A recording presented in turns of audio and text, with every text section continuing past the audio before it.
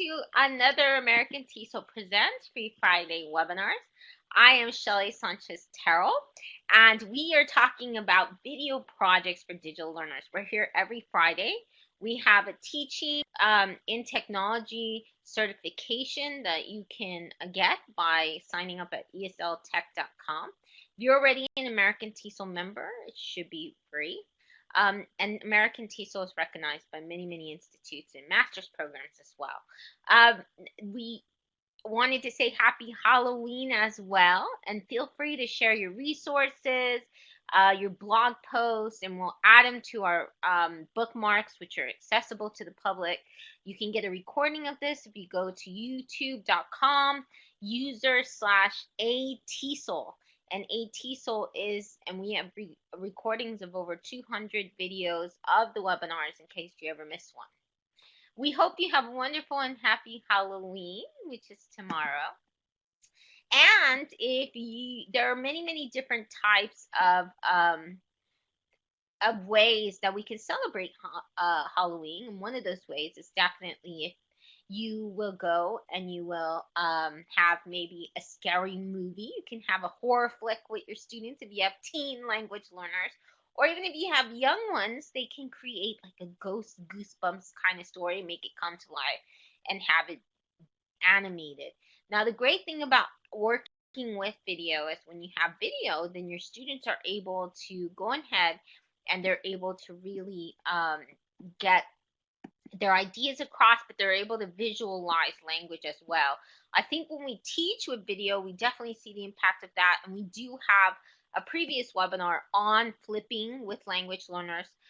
But for this particular webinar, we want to show you how and walk you through the process of getting your students to be able to as well create their own videos, and then you can always use that as examples with other language learners as well. So I think what Dan Patterson said is that having that visual really helps language learners. And so when they create video projects, there's so many different types of video projects where, and the great thing is they practice all the skills. They practice reading, they practice writing, they practice listening and speaking. And that's one area where we need to find many different lesson ideas and lesson plans to get students to interact with each other, but to be able to practice all those skills in a strong way. And the way that you do that is that you create scripts for the video projects. And there's a lot of walking them through the process of making a video that can get them to incorporate writing and reading as well. And so these are the type of video projects that you can do with language learners. They can do something very quick, like a lip dub. And a lip dub is where they get together and they take a popular song, maybe popular lyrics, and they mouth the words. Well, mouthing the words of English is really great because then that helps them practice their pronunciation, their enunciation. And it takes a lot to be able to film this video, and they're not actually speaking, but they're mouthing the words. Sometimes, so that's what they call a lip dub. There are different types of where video projects. They used to have one called Bombay, and that used to be where your students, and sometimes they have it and sometimes they don't, but it used to be where you could take popular videos and then for movie scenes, and then really be able to add that lip dub element. Now there's actually there is one, it's a lip dub singing app. I didn't put it on the list because it sometimes have things that questionable, but there's definitely a lot of ways that apps and stuff have made it easier to have a lip dub. Tutorials and screencasts, and I'll show you some great tools for that. One of my favorite projects, and you can see the students in Slovenia, these were students I was working with, where they were able to make commercials or advertisements. And so commercials, I think, are really great for language learners. It's only 30 seconds of speaking time. It's something that could be really quick, and they can you can show them like YouTube videos of famous commercials, or they can talk about the famous commercials they've seen, even in your language, and I know there's different languages here. There's Spanish, and there might be Russian, and so whatever language, and they can translate it and do the English version, or they can just do a popular. You can give them a product, like tennis shoes and things. You can put them all in a different table, and then you can say, here, you get to make the next commercial for this, and have them work in groups and make a commercial. Now, they can make book trailers where they take their favorite books and they make a really short video that highlights the best parts of that book.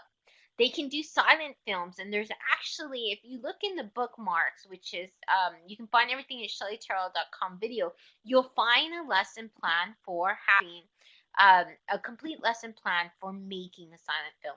Now, the great thing about silent film, if you think about things like Charlie Chaplin, he was one of the most famous silent filmmakers, then you are able to see where they have the writing. So silent film is their acting, but then they have these black blank moments in there with script added to it. So silent films can be very empowering for students. As stop motion film and claymation, well, they can always add the music score, they can add the video of stop motion film, and they can do things. A lot of times, sometimes they like to have clay characters. So there's lots and lots of ideas. We have some people here from Argentina and all over the world we see here. And so sometimes what's really popular are those telenovelas and or soap operas. And these are even made popular. I remember my students from Asia, they would always watch the Korean ones. So they could definitely put like a little segment and have fun with that, because Korean soap operas are some of the most famous for language learners, and they love to learn that way. So this is kind of what the process entails. You can have brainstorming, and this is brainstorming of different ideas, the characters, the plot, what kind of movie, or what kind of app if they want to use an app. And so there's a lot that can go on with the brainstorming. Now, a lot of times part of the brainstorming is storyboarding it. What that means is putting ideas together, and storyboarding is a popular way to be able to get videos to come out. And I'll show you what that process looks like. And I'll even share with you a free template you can have your students use, that my students have used. Research, they have to research the language that's in there. They have to research for the characters, research where to get props, settings, what would happen. If it's a film that takes place in history, then they might have to do some research from old magazines, or maybe go to the library, or even internet research, where they get to see what was the fashion then, what were some products, make it believable. So the research that they do is to make their movie believable. Then there's a recording phase, and when they record it, they also can do editing, they can remix it, and then finally the broadcasting, where you have this movie preview. You can invite the family, and it looks nice. So a lot of these ideas can be found in my book, Learning to Go, and I have one particular lesson there called Blockbuster Lessons. And so it's Blockbuster books, and it's when students have to make a movie preview, a commercial that really shows, what they're doing. And then you can also find a template, a storyboarding template, brainstorming, and even gives you a rubric. So these are my students in the brainstorming phase. So at the beginning, I think it's really great when they make movies to do it in pairs, or to do it in small groups of 3 or 4. When students work together, it really, really gets them pumped up, but it helps them. You can walk around and make sure that they're brainstorming in English. If they use a little of the first language, that's okay, because this is the brainstorming phase. But encourage them to use English during this part. So they're sketching out ideas, and one of them is going to probably decide, hey, I want to be the artist for the project. Another might decide to be the actors. So if you do decide, you don't have to, you may have that your students become part of the film.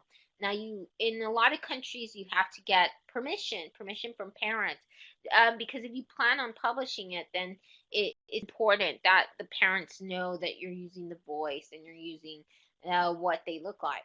Um, Another student might want to be the one who gets the props together, who gets things. So if you're not going to have drawings, if you're not going to have, for example, things like you're not going to have, you're not going to have animation or something, or even someone you decide to do. So it depends what kind of movie. It depends what you're going to do, but one of them might want to get the props together and things like that. So they want to have different duties and tasks that they do. Then, of course, due dates and responsibilities. So if one says, I'm going to be the one, I try to do it where on a Monday, I give them the film idea. And then on a Friday is when we want to feature these. I've done this within the whole entire class before. So that is possible. You can do 45-minute lesson. And that's possible. If you only want to do a 45-minute lesson or an hour, then what that means is what you can do is you can get them to brainstorm for about 5 minutes, and then get them the storyboard for another 5 minutes, and then you can get them to use whatever the filming is, the 10-15 minutes. And I recommend doing really short films. So that's what it looks like there. So they're going to need props, music, actors, recording, costumes, and editing. And because of all of this, then they have to decide who's going to be responsible for these areas. And so it's important to get due dates to get them to be responsible for making a group film. When they are storyboarding it, they get together, they sketch out ideas, and they want to talk about the characters, the materials, what type of movie. Since it's Halloween time, they can do a horror flick, they can do a ghost story, they can do one of the things that we have our students do is we in San Antonio, when I'm working with my language learners, we read to them old folk like myths and really popular Latino things that are in San Antonio. So in San Antonio, one of the things we read them is La Llorona, the legend of La Llorona. And so they get to decide whether that's real or not, but that was something my parents told me when I was little. And then they can reenact these kinds of legends. Or even popular books. So there's a lot of Hans Christian Andersen, there's The Legend of Sleepy Hollow, all of those that they could make into scenes as well. So you can add that scary element and even work with children to be able to have different things as well. Now, I actually wrote a post for Sprout English that kind of talks about this as well. You can find this. I'm going to go ahead and put the blog post because it'll tell you more details about how to go through this process with your students.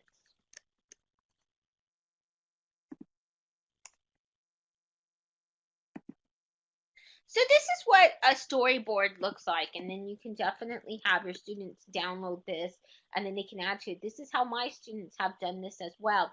So it's a storyboard template. It has different frames, so it depends on how many scenes. You can call it a frame or a scene. That's what it is. It's mapping out basically how your movie is going to come about. So your students can use this. I put it on. It's a free download that you can copy and paste and do it any way you want for any kind of film on Google Docs. So if you have a Google Docs account, you can just make a copy and then your students can edit it. So they say what kind of film they have. Here, my student Laura, she's from Spain. She did a stop motion one. She decided to do the genre romance, and then she talks about two people, big daily routines, and big dreams. So she made this movie. Now she took clips, but of course they can always print them out. Well, that's a good question. So Peggy says, why do they put the images on the storyboard? Reasons they put the images on the storyboard. So sometimes they're walking through, of course, different images they have online. And that they decided they were using Animoto with this project. So these were the images that they were going to use within Animoto. They don't have to do that. If you print this out, that's one of the things. They could do this on a Google Doc, which she decided to do on Google Doc. And she decided they had to use an app in this case. But if they don't use an app, someone could put the drawings. They can just simply sketch out. So it doesn't necessarily have to be where they use something where if it's an app, then you might want to put in their own pictures that they're going to upload, and that's what they would do. Now, there is actually this Storyboard Generator online. And I'm going to go ahead and bring that up for you. But you can definitely do this with Storyboard That. And I'll put that on the bottom. It only gives you, I think, like 5 frames or something. Pixton Comics now has a storyboarding template as well, so they can do it in comic form as well. But the one that I really like, that I think is really great, and it's a free tool as well, is actually the Storyboard Generator, and it actually comes in video form too. So I'll put that down, and those are some free tools that allow you to create storyboards with your students. Another really great place that I found is the Story Keepers. Story Keepers has different types of storyboard templates, and so this is on Wikispaces, but now it has its own URL, so that's actually storykeepers.com, and this will give you many, many, many different links as well.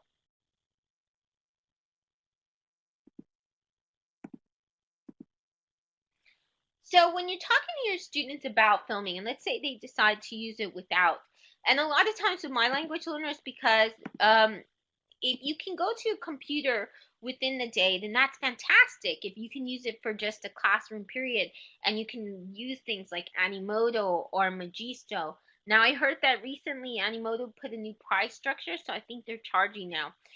A good alternative for that is Magisto, so you can use that for free. There's my favorite, Powtoons. Unfortunately, it's not an app, but it's free. And there's some really cool video creators. But if you don't do that and they're using their own camera, then it's good to get them familiar with their video. So now the new phones, and that's what I usually use, group will come up with their own.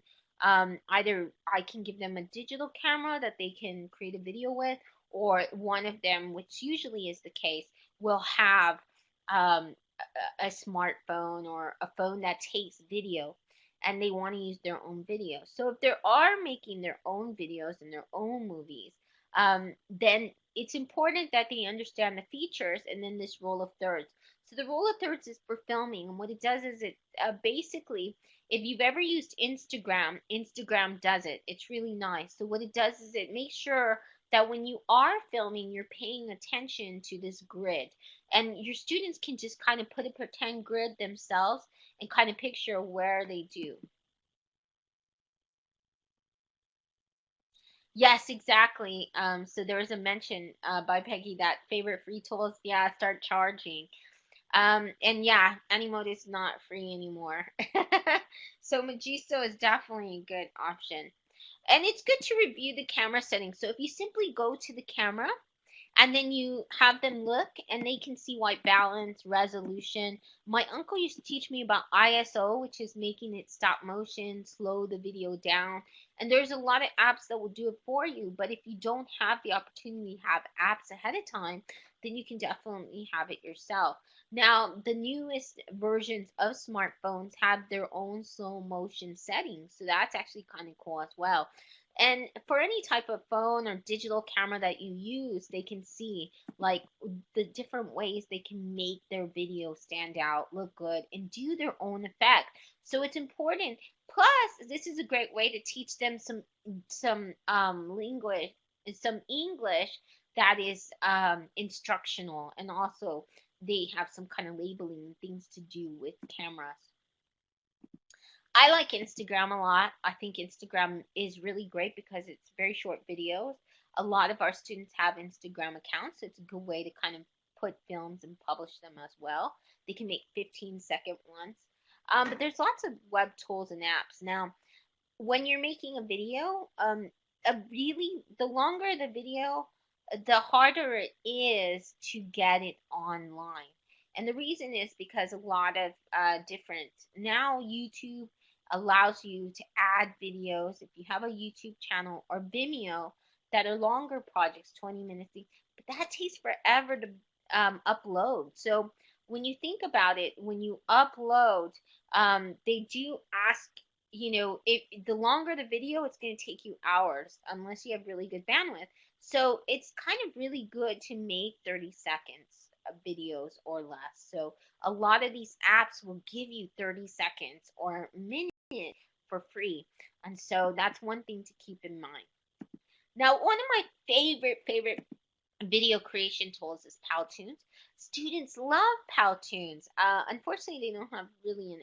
I think they might have gotten an app for that now, but when I saw it, it didn't. Um, and a lot of people really love the kids, the students. You can make a good 2-minute video. It's all online. The other thing I want you to pay attention to, and I didn't add it here, but ThingLink is now having where it has video too. And so I'm going to show you another one. But thinglink.com, if you look at ThingLink, you can also create a video with that. The other one that's close to Powtoon is called Video. Now, Video, you can make a free video as well. And that's a really good one. But my favorite one of them, and I think it's really easy to use, and it sort of has the storyboard built within inside, so it kind of takes care of it, so you can do it all within a really quick project. Is a Powtoon, but Video also is a really good option. Depending on your computer, you may already have two of the best ones out there, which is iMovie or, of course, Windows Media. Now, the reason why I call them the best is because iMovie and Windows Movie Maker really make it to where you can even edit the video. So they have where you can have different ways to edit the project. And when you're looking at an app that makes movies, the more features it has for video editing, I think the better. So I still think iMovie and Windows Movie Maker are two of the best ways to make videos. They come as software too, so that's good. And of course, I was talking about Windows Movie Maker there. The other thing you may not know is YouTube has an editor, and it's there is an app for YouTube. It's YouTube Capture. But if you go to youtube.com and then you do the editor feature, you just put youtube.com/editor, then you're going to find a really great way to edit the videos on there. So thank you so much, Peggy, for adding it. It's not that I think YouTube's the best place. I know the comments and stuff like that can be very awful, but just the features they have make it very easy to make a great video. You can make a cartoon, you can make it black and white. You might want to make it black and white so they can film something and then put a black and white filter that makes it really easy for them to make that silent film. You see what I mean? The other that's really good is the cartoon feature. They can make something look animated. They can take their drawings and they can add that cartoon element feature. And there they have an animated film. So YouTube has a lot of different things. The great thing about YouTube, it also has clips. It has Creative Commons clips that your students can really have in there and make good. Now, it's sharing a couple of other great ways to make slideshows, which is Kazoa, which I think is really, really good. Kazoa and SlideTalk.net, which I haven't heard of, so thank you for sharing those. Touchcast is another of my favorites. The great thing about Touchcast is it allows you to make a green screen. So if you add a green blanket in the back, or green fabric, and you can get that really cheap anywhere, then what it does is it means that your students can put their own background. So what they can take a green screen app and they can do really cool things. It can make them look like they're flying in the air. It can make them look like they're having a movie in Paris. There's just so much they can do with it. So I will give you with Touchcast.com. It is an app as well. But there's so many things they can do. A lot of teachers it has a built-in teleprompter, it has visual filters, sound effects. It's really awesome. You can do 15-second movies with Instagram, and Instagram is free. Now, the great thing about Instagram is they can make things look really artsy. So if they want to do an artsy film, they can have a 15-second video. There's a lot that students know how to do with 15 seconds, and it's really great because it chunks the language, so it's not too demanding, the scripts and stuff. you can always put a bunch of these 15-second videos together to make one big festival. Plus, it's really easy to watch. It's really easy to comment on if you're doing Instagram. So students will be able to comment on each other and things like that. You can have a class Instagram account and they can all upload it to the class Instagram account. And parents can see it too because Instagram is one of the most popular networks out there. Now, my favorite for doing screen tutorials, video tutorials is Edu Creations. You can even do animated films as well. So Edu Creations is my favorite. You can do the web version, or you can of course do the you can do it on an app. It's an iOS app. If you want to integrate movie effects, the one that's for Android and the one that is for, these make 5-second effects. They do things like add dinosaurs, add an earthquake, add bombing. I mean, so many cool things. Poor little Roscoe here has a little bomb effect there. He's exploding. So there's many cool things they can do. And if you're doing a horror flick or a monster film, wouldn't it be cool if they could get ghosts and monsters in it? Well, they can. They can use Action Movie Effects, which is free for iOS and Android. And they'll be able to have these really cool effects. Now, they do have in-app purchases, so they only have a few effects free, and then the rest they want your students to. But they can always use the free ones. There's some really cool free ones. And your students will enjoy integrating that into their videos. So when they make this 5-second clip, then you'll use something like YouTube Editor, or you'll use something like iMovie or Windows Movie Maker to add that scene within the final video. These are some of my favorite ones. Of course, Magisto, I think is much better now than Animoto, only because Animoto charges. You have Instagram, that's free. iMovie. There's things like 30 Hands that act really well, and that has a free version. There's things like Adobe just came out with the new video app as well. But these are some of the ones that you might like.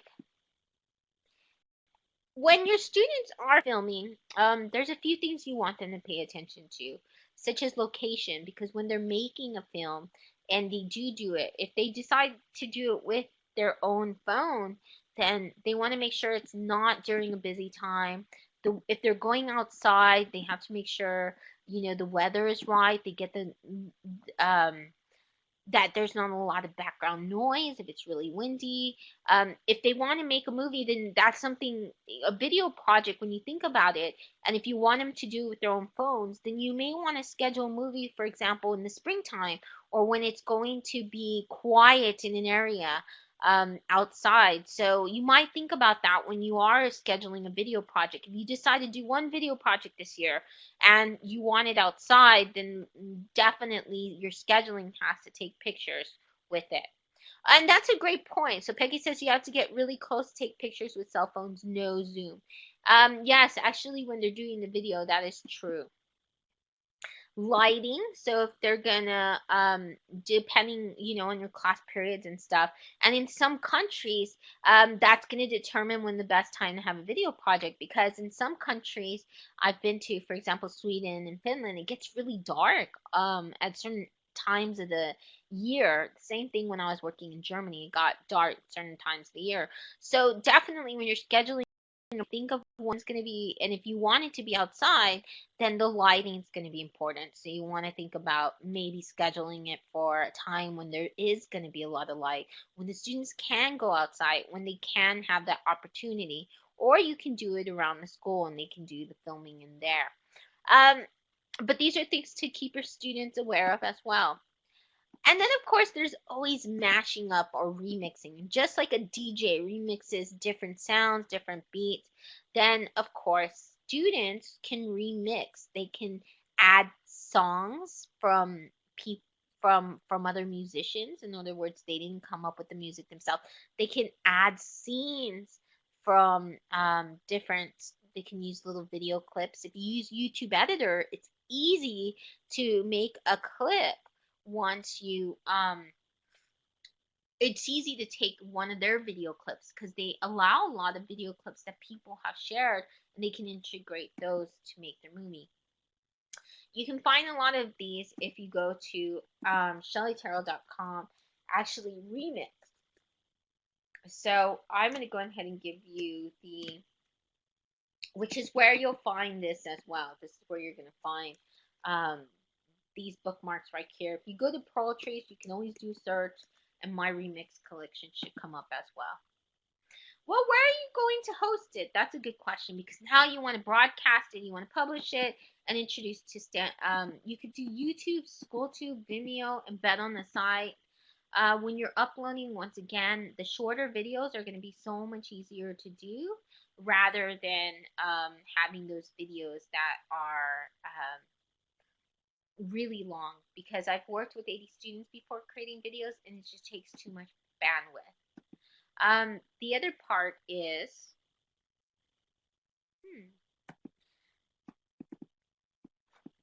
my computer's getting stuck here. Sorry, everyone.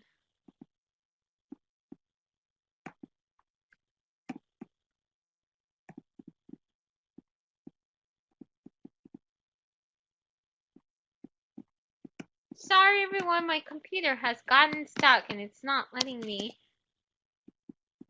It looks like I'm going to have to go in and go out.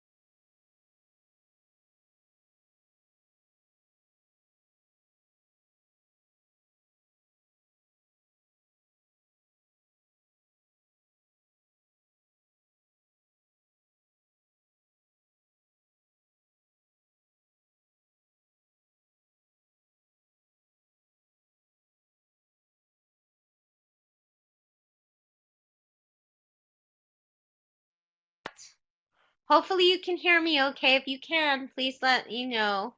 Um, we're talking about uploading, so I'll finish the last one. So sorry about that. The recording is there though from a previous session, and sorry for those who had to go. It is raining here, and that's probably why that happened. But you can have them create a class channel, and they can do a mobile upload via email or Bluetooth. Now, what I find is if you have a cord, that makes it a lot easier, so they can upload it that way with either or USB. So I know in a lot of countries, like in Venezuela, that's how we have a lot of students upload. Now I know there's virus things that people are worried about. Um, so make sure that, of course, you may want to give them a class set of USB or flash drives that is already been checked with your virus, and they can keep turning in those projects that way. So that's what I would recommend. Get a class set of USB, and that's always the easiest way to upload to one computer. And that's what I've always done with my student projects, and it's really, really been helpful that way, because in each group it just means you have one flash drive, and you also have a computer with it. You can host a viewing, because that's the fun part about it. You can make sure that families get together and the families are able to watch the videos. You can have the community come and get invited. You can serve popcorn. You can make a big community event, and they can see the little shorts. And you can give different prizes. You can give most creative. You can make it like an Oscars night too. You can make your own little school Oscars, and there can be something for original sounds, and just everyone get a prize for something. You can look at each of the videos and give them a little tiny Oscar for things. There is a great place. Of course, you can always make a board of it. Pinterest is really good with videos, because if you have a Pinterest board, you can actually play the video from Pinterest.